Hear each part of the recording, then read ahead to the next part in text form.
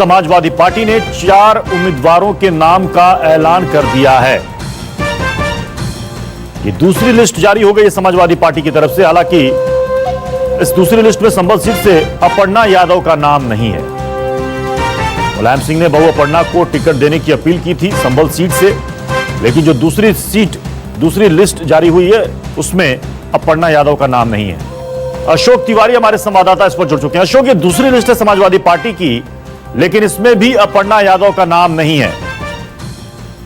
देखिए, दरअसल जो संभल लोकसभा सीट है वहां से मुलायम सिंह यादव ने अपर्णा यादव को चुनाव लड़वाने के लिए अखिलेश यादव से पैरवी की थी और इस बात की पुख्ता जानकारी थी कि मुलायम सिंह यादव इस बात को बड़ी प्रमुखता से रख रहे थे कि अपर्णा यादव को संभल से चुनाव लड़वाया जाए। लेकिन शायद अखिलेश यादव अपर्णा यादव के नाम पर सहमत नहीं थे और यही वजह है कि आज तो समाजवादी पार्टी के 4 उम्मीदवारों की सूची जारी हुई है, उसमें संभल सीट से शफीकुर रहमान बर्क उनका नाम घोषित किया गया है समाजवादी पार्टी की तरफ से और अपर्णा यादव को एक बड़ा झटका माना जा रहा है ये इस सीट पर दूसरे उम्मीदवार को उतारकर। दूसरी अहम बात यह भी है कि संभल की सीट जो है वो समाजवादी पार्टी अपने लिए हमेशा से सुरक्षित मानती रही है और शायद यही वजह है कि सेफ सीट अपर्णा यादव के लिए मुलायम सिंह यादव की तरफ से पैरवी की गई थी।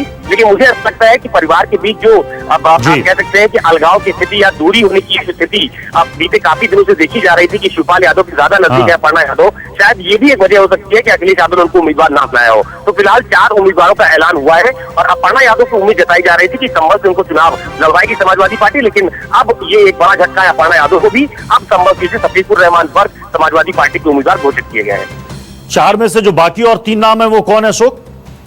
देखिए, गोंडा सीट से विनोद कुमार सिंह और पंडित सिंह का नाम घोषित किया गया है। पंडित सिंह अखिलेश यादव सरकार में कैबिनेट मंत्री रहे थे और अपने बयानों को लेकर काफी विवादों में रहते हैं। पंडित सिंह, उनको गोंडा की लोकसभा सीट से उम्मीदवार बनाया गया है। इनके ऊपर तमाम तरह के गंभीर आरोप भी है, तमाम सारे मामले भी इनके खिलाफ गोंडा में दर्ज किए गए हैं। इसके अलावा आप अगर दूसरी सीटों पर नजर डालिए तो जो बाकी 3 सीटें हैं, संभल का जिक्र हम लोगों ने पहले ही किया है कि वहाँ से शफीकुर रहमान बर्क को उम्मीदवार बनाया गया है। इसके अलावा आप जो बाराबंकी की सुरक्षित सीट है वहां से रामसागर रावत को उम्मीदवार बनाया गया है। तबस्सुम हसन कैराना की सीट से घोषित की गई है। अभी आपने देखा कि उपचुनाव में भी तबस्सुम हसन को ही गठबंधन का उम्मीदवार वहां से बनाया गया था।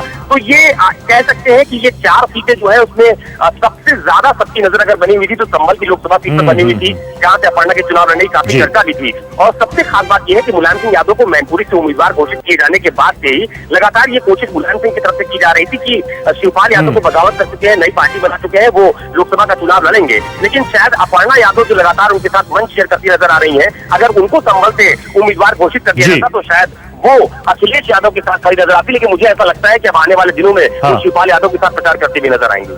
चलिए, शुक्रिया अशोक इस जानकारी के लिए।